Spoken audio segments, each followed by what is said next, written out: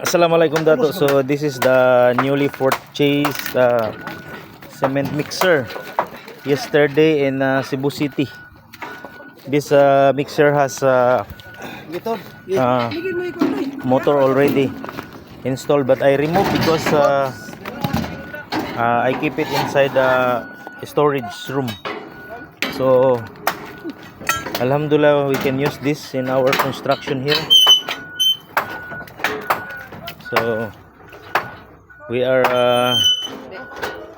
maybe on Saturday we will pour concrete here, because already they finished the footing and the tie beams and these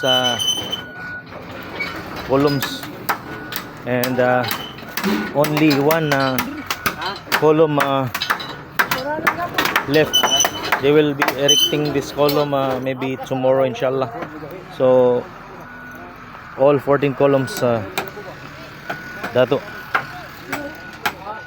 So Alhamdulillah, I will update you the next few days. Assalamualaikum.